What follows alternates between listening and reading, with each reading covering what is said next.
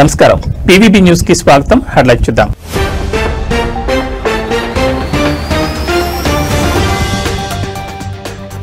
చలాన్ల విషయంలో కఠినంగా మారనున్న రూల్స్, నిర్లక్ష్యం చేస్తే లైసెన్స్ రద్దు.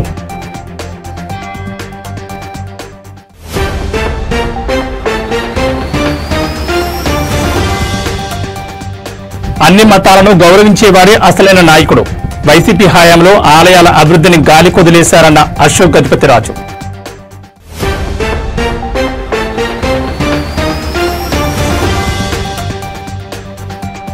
తోపుదుర్తికి పరిటాల సునీత స్ట్రాంగ్ వార్నింగ్, సునీతపై మాజీ ఎమ్మెల్యే తోపుదుర్తి సంచలన ఆరోపణలు.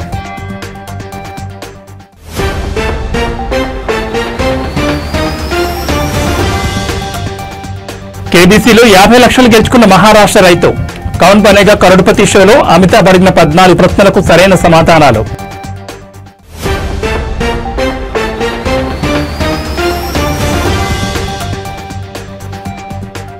డార్జిలింగ్ లో కొండపోత, కొండచర్యలు విరుగుపడి 6 మృతి.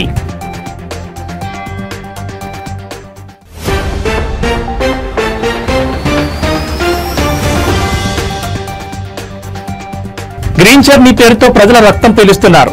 ప్రభుత్వంపై కవిత తీవ్ర విమర్శలు.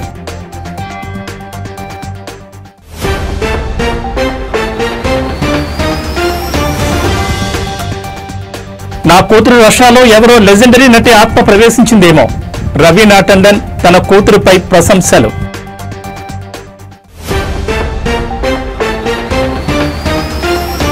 ఇక డీటెయిల్స్ చూస్తే ట్రాఫిక్ రూల్స్ పాటించకుండా వాహనం నడుపుతున్నారా? మీ వాహనంపై ట్రాఫిక్ చలానా పడినా పట్టించుకోవడం లేదా? అయితే మీరు అప్రమత్తం కావాల్సిన సమయం వచ్చేసింది. పెండింగ్ చలాన్లు ఎన్ని ఉన్నా పోలీసులు ఆపినప్పుడు కడదాంలే అనుకుంటే ఇకపై కుదరదు. చలాన్ పడిన 45 రోజులుగా చెల్లించలేదంటే అంతే. 5 చలాన్లకు మించి పెండింగ్ లో ఉంటే లైసెన్స్ రద్దయినట్లు మీ మొబైల్ కు మెసేజ్ వస్తుంది. డ్రైవింగ్ లైసెన్స్ రెన్యువల్ కాకపోవచ్చు కూడా. మీ వాహనాన్ని ట్రాఫిక్ సిబ్బంది సీజ్ చేసే అవకాశం ఉంది. పెండింగ్ చలాన్ల విషయంలో కేంద్రం కఠిన చర్యలను ప్రతిపాదిస్తూ సెంట్రల్ మోటార్ వెహికల్స్ రూల్స్ 1989లో కేంద్ర రవాణా శాఖ నిర్ణయం తీసుకుంది. ఈ మేరకు డ్రాఫ్ట్ రూల్స్ నోటిఫికేషన్ ను తాజాగా విడుదల చేసింది. చలాన్ల జారీ, చెల్లింపు, అప్పీల్ చేయడం వంటి అంశాలను డిజిటల్ మానిటరింగ్, ఆటోమేషన్ ద్వారా ఆధారంగా వేగవంతం చేయాలని తెలిపింది. నిబంధనలు ఉల్లంఘిస్తే వాహనదారులకు సంబంధిత అధికారులు 3 రోజుల్లోగా ఎలక్ట్రానిక్ రూపంలో నోటీసులు జారీ చేయాలని, ఫిజికల్ రూపంలో 15 రోజుల్లోగా నోటీసు పంపాలని స్పష్టం చేసింది.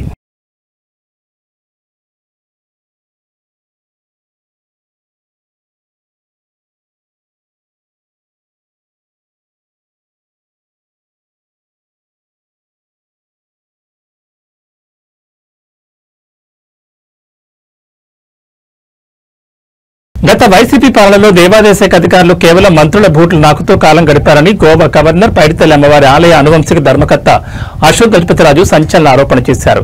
ఆలయాల అభివృద్ధిని, భక్తుల మనోభావాలను పూర్తిగా విస్మరించారని ఆయన తీవ్రస్థాయిలో ధ్వజమెత్తారు.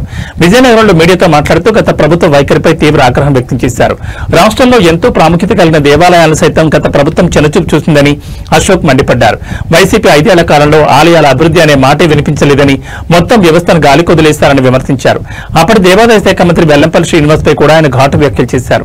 మంత్రిగా ఆయన ఆలయాల అభివృద్ధికి నయా పైసా కూడా ఉపయోగపడే పని చేయలేదని ఆరోపించారు. దేవాలయాల్లో అధికారుల పెత్తనం చెలాయించకూడదని, ముత్స విగ్రహాల్లో మిగిలిపోవద్దని ఆయన హితవు పలికారు. భక్తుల మనోభావాలను గౌరవిస్తూ వారి విజ్ఞప్తులను పరిగణలోకి తీసుకుని దేవుడికి సేవ చేయాలని సూచించారు. ఆలయ ట్రస్ట్ బోర్డుల కార్యకలాపాలు అత్యంత పారదర్శకంగా ఉండాలని ఆయన స్పష్టం చేశారు. ఈ సందర్భంగా నాయకత్వ లక్షణాల గురించి మాట్లాడుతూ ప్రతి ఒక్కరూ సొంత మతాన్ని ఆచరిస్తూనే ఇతర మతాలను కూడా గౌరవించాలని అన్నారు. అన్ని మతాలను సమానంగా గౌరవించినప్పుడే నిజమైన నాయకుడు అవుతారని చెప్పారు.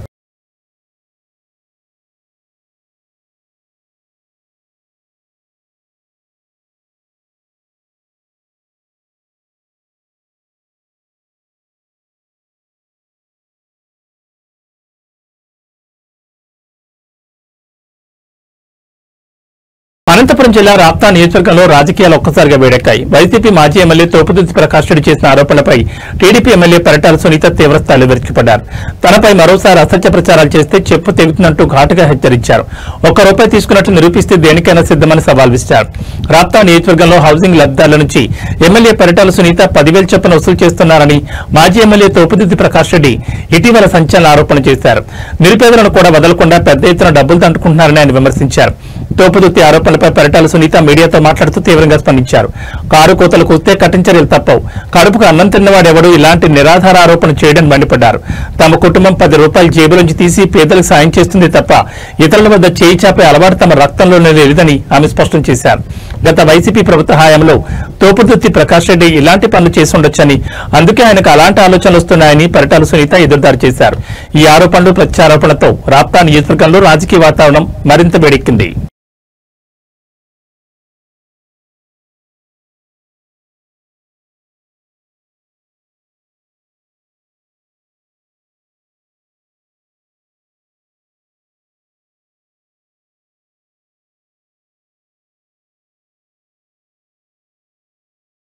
పంట పొలాల్లో నిత్యం శ్రమించి ఓ రైతు అమితాబ్ బచ్చన్ నిర్వహించే కౌన్ బనేగా కరోడ్పతి షోలో పాల్గొని పెద్ద మొత్తం గెలుచుకున్నారు. వరదలు చీడపీడలతో పంట నష్టపోయిన ఆ రైతును అదృష్టం కేబీసీ రూపంలో వరించింది. షోలో అమితాబ్ అడిగిన 14 ప్రశ్నలకు సరైన జవాబులు చెప్పి 50 లక్షలు గెలుచుకున్నారు.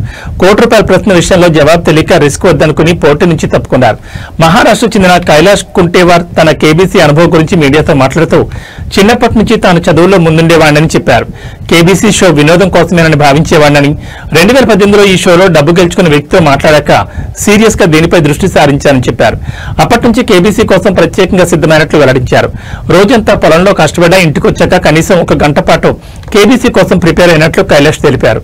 షోలో అమితాబ్ అడిగిన ప్రశ్నలకు వరుసగా సరైన జవాబులు చెప్తూ 50 లక్షలు గెలుచుకున్నారని, ₹1 ప్రశ్న విషయంలో కొంత సందిగ్ధం నెలకొందని చెప్పారు. దీంతో రిస్క్ తీసుకోలేక అప్పటి వరకు గెలుచుకున్న 50 లక్షలతో పోటీ నుంచి తప్పుకున్నట్లు కైలాష్ వివరించారు.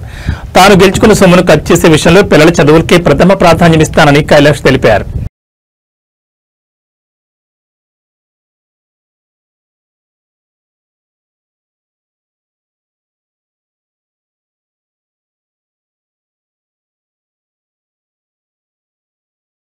పశ్చిమ బెంగాల్లోని డార్జిలింగ్ జిల్లాను భారీ వర్షాలు అతలాకుతలం చేస్తున్నాయి. కొండపోత వర్షాల కారణంగా మిరిక్ ప్రాంతంలో కొండచర్యలు విరిగిపడడంతో 6 ప్రాణాలు కోల్పోయారు. ఈ ప్రకృతి బీభత్సానికి పర్యాటక ప్రాంతాలైన మిరిక్, కుర్సియాంగ్లను కలిపే కీలకమైన దూదియా ఐరన్ బ్రిడ్జ్ పూర్తిగా కుప్పకూలింది. దీంతో ఆ ప్రాంతాల మధ్య రవాణా సంబంధాలు తెగిపోయాయి. కుర్సియాంగ్ సమీపంలోని జాతీయ రహదారి 110పై ఉన్న హుస్సేన్ ఖోలా వద్ద కూడా కొండచర్యలు విరిగిపడినట్లు అధికారులు తెలిపారు. ఈ ఘటనల కారణంగా పలు గ్రామాలకు వెళ్లే మార్గాలతో పాటు జాతీయ రహదారులు కూడా బురదతో నిండిపోయి రాకపోకలకు తీవ్ర అంతరాయం ఏర్పడింది. భారీ వర్షాల నేపథ్యంలో భారత వాతావరణ శాఖ డార్జిలింగ్, కాలింపాంగ్, కుచ్ బెహరా, జల్పైగురి, అలిపూర్ దుబార్ జిల్లాలకు రెడ్ అలర్ట్ జారీ చేసింది. ఉప హిమాలయ పశ్చిమ బెంగాల్ ప్రాంతంలో సోమవారం ఉదయం వరకు కొండపోత వర్షాలు కొనసాగే అవకాశం ఉందని ఐఎండీ తన బులెటిన్లో పేర్కొంది. జార్ఖండ్ పశ్చిమ ప్రాంతం, దాని పరిసరాల్లో కేంద్రీకృతమై ఉన్న అల్పపీడనం వల్లే ఈ వర్షాలు కురుస్తున్నాయని వాతావరణ శాఖ వివరించింది. ఈ అల్పపీడనం క్రమంగా బలహీనపడి బీహార్ వైపు కదులుతుందని అంచనా వేసింది. దక్షిణ బెంగాల్లోని ముర్షిదాబాద్, బీర్భూమ్, నాడియా జిల్లాల్లో కూడా సోమవారం వరకు భారీ వర్షాలు పడతాయని ఐఎండీ తెలిపింది. గత 24 గంటల్లో రాష్ట్రంలోని పలు ప్రాంతాల్లో ఓ మోస్తరు నుంచి భారీ వర్షాలు నమోదయ్యాయని, అత్యధికంగా బంకురాలో 65.8 మిల్లీమీటర్ల వర్షపాతం నమోదైందని అధికారులు వెల్లడించారు.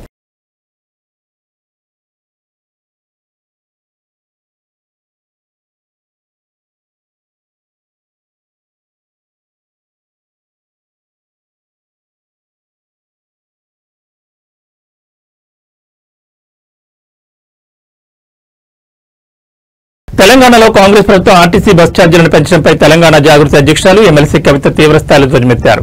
సామాన్య ప్రజలంటే ముఖ్యమంత్రి రేవంత్ రెడ్డికి ఎందుకంత కోపమని సూటిగా ప్రశ్నించారు.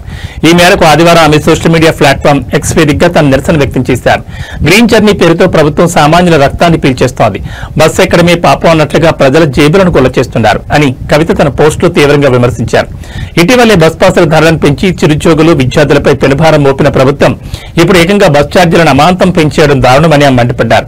ప్రభుత్వం తీసుకున్న ఈ నిర్ణయాలు సామాన్యులు నడ్డివిచ్చేలా ఉన్నాయని కవిత ఆవేదన వ్యక్తం చేశారు. ప్రజా రవాణాను ప్రజలకు దూరం చేసేలా ప్రభుత్వ విధానాలున్నాయని, ఛార్జీల పెంపు నిర్ణయాన్ని వెంటనే వెనక్కి తీసుకోవాలని కవిత డిమాండ్ చేశారు.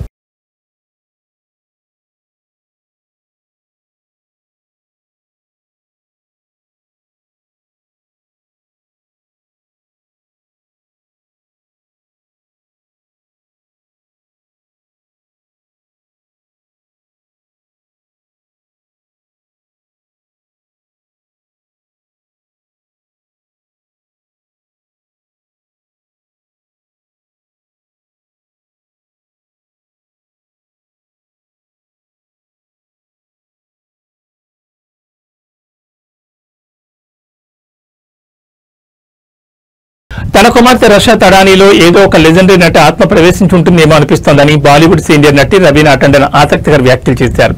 ఇటీవల ఒక ఆన్లైన్ మీడియాతో మాట్లాడుతూ కూతురి బాల్యం నుంచి ఆమె సినీ రంగ ప్రవేశం వరకు అనేక విషయాలు పంచుకున్నారు. రషా కేవలం 3-4 నెలల వయసు నుంచే విభిన్నమైన హావభావాలు ప్రదర్శించేదని ఆమె గుర్తు చేసుకున్నారు. రషా చిన్నప్పుడు అద్దం ముందు నిలబడి ఏడుస్తున్నట్లుగా నటించేది.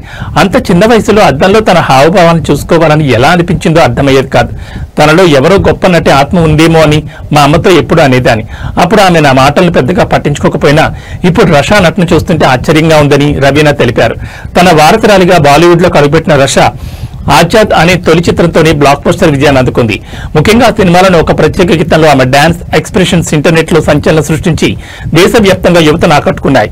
ఇంత తక్కువ సమయంలో రషాకి ఇంతటి విజయం వస్తుందని తాము ఊహించలేదని, ఆమెను చూసి ఎంతో గర్వపడుతున్నామని రవీనా చెప్పారు. చిన్నప్పుడు రాక్ స్టార్ అవ్వాలనుకున్న రషా ఆ తర్వాత తన తల్లిలాగే స్టార్ హీరోయిన్ గా స్థిరపడాలని నిర్ణయించుకుందని ఆమె వెల్లడించారు. ఇక రషా తడాని త్వరలోనే తెలుగు ప్రేక్షకులను కూడా పలకరించేందుకు సిద్దమవుతోంది. ప్రముఖ నటుడు రమేష్ బాబు తనయుడు ఘట్టంనేని జయకృష్ణ హీరోగా పరిచయం కానున్న చిత్రంలో ఆమె కథానాయికగా ఎంపికైంది. ఈ సినిమాతో రషా టాలీవుడ్ లో తన ప్రయాణాన్ని ప్రారంభించనుంది.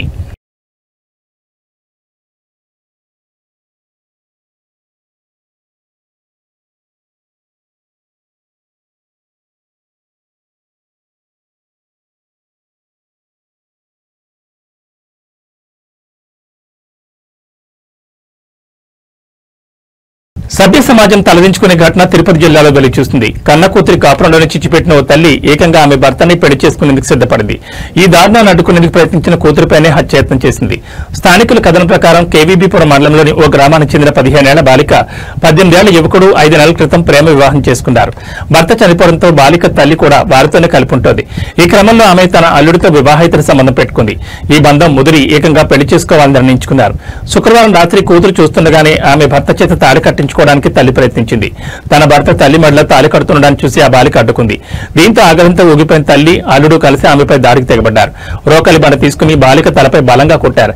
బాధితురాలు ఆర్తనాదాలు విన్న చుట్టుపక్కల వారు వెంటనే అక్కడికి చేరుకుని బాలికను కాపాడారు. జరిగిన దారుణం తెలుసుకుని తీవ్ర ఆగ్రహానికి గురైన స్థానికులు ఆ తల్లి అల్లుడికి దేహశుద్ధి చేసి పోలీసులకు అప్పగించారు.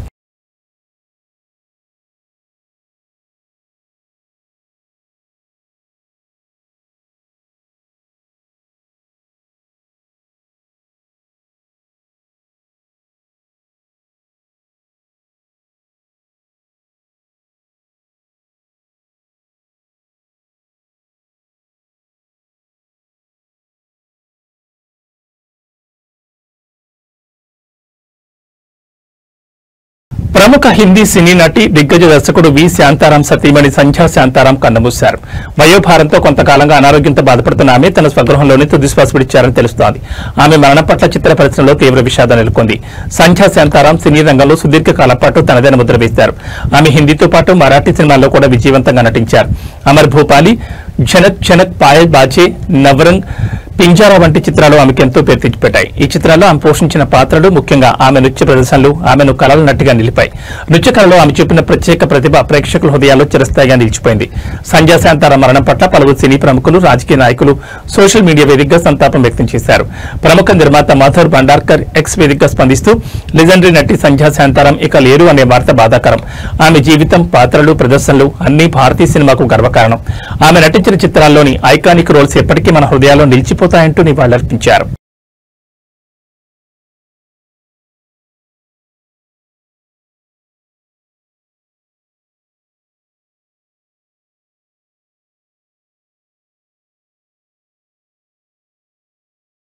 భారత సంతతికి చెందిన ఆస్ట్రేలియా యువ క్రికెటర్ హర్జాత్ సింగ్ చరిత్ర సృష్టించాడు. పరిమిత ఓవర్ల క్రికెట్ లో ఎవరూ ఊహించని రీతిలో ట్రిపుల్ సెంచరీ బాది ప్రపంచం దృష్టిని ఆకర్షించాడు. శనివారం సిడ్నీలోని పార్ట్నర్ పార్క్ లో వెస్టర్న్ సబర్స్ తరపున ఆడిన హర్జాత్ సిడ్నీ క్రికెట్ క్లబ్ పై ఆకాశమే హద్దుగా చెలరేగాడు. కేవలం 141 బంతుల్లోనే 35 భారీ సిక్సర్ల సాయంతో 314 పరుగుల విధ్వంసకర ఇన్నింగ్స్ ఆడాడు. ఆస్ట్రేలియా గ్రేట్ క్రికెట్ చరిత్రలో పరిమిత ఓవర్ల ఫార్మాట్ లో ట్రిపుల్ సెంచరీ సాధించిన మొట్టమొదటి ఆటగాడిగా హర్జాత్ నిలిచాడు. ఈ అద్భుత ప్రదర్శనతో New South Wales premier first grade క్రికెట్లో ట్రిపుల్ సెంచరీలు చేసిన ఫిల్ జాక్విస్, విక్టర్ ట్రంపర్ వంటి దిగ్గజాల సరసన చోటు సంపాదించాడు. హర్జాత్ సిడ్నీలో జన్మించినప్పటికీ అతని మూలాలు భారత్లోనే ఉన్నాయి. అతని తల్లిదండ్రులు 2000 సంవత్సరంలో చండీగఢ్ నుంచి సిడ్నీకి వలస వెళ్లారు. 2024 అండర్-19 ప్రపంచ కప్ ఫైనల్లో భారత్పై 55 పరుగులు చేసి ఆస్ట్రేలియా విజయంలో కీలక పాత్ర పోషించడం ద్వారా హర్జాస్ అప్పట్లోనే వార్తల్లో నిలిచారు. ఆ మ్యాచ్లో ఆస్ట్రేలియా తరపున అదే అత్యధిక స్కోర్ కావడం విశేషం. ఈ రికార్డు ఇన్నింగ్స్ పై ఫాక్స్ క్రికెట్ తో హర్జాస్ మాట్లాడుతూ, నా కెరీర్ లోనే ఇంత క్లీన్ గా బంతిని బాదడం ఇదే మొదటిసారి. ఆఫ్ సీజన్ లో నా పవర్ హిట్టింగ్ పై చాలా కష్టపడ్డాను. ఆ కష్టం ఈ రోజు ఫలించినందుకు గర్వంగా ఉందని చెప్పారు. గతంలో బయట విషయాల గురించి ఎక్కువగా ఆలోచించేవాడినని, కానీ ఇప్పుడు కేవలం తన ఆటపైన దృష్టి సారించానని పేర్కొన్నారు. ఈ అసాధారణ ప్రదర్శన హర్జాస్ కెరీర్ కు గొప్ప మలుపుగా మారే అవకాశం ఉంది. అతని సహచరులైన శామ్ కాన్స్టాస్, హ్యూ వీబ్చియన్ వంటి వారు ఇప్పటికే రాష్ట్ర స్థాయి జట్లకు ఆడుతుండగా, కాన్స్టాస్ టెస్టుల్లో కూడా అరంగేట్రం చేశారు. ఈ ట్రిపుల్ సెంచరీతో హర్జాస్ కూడా ఆస్ట్రేలియా జాతీయ సెలెక్టర్ల దృష్టిలో పడ్డాడు.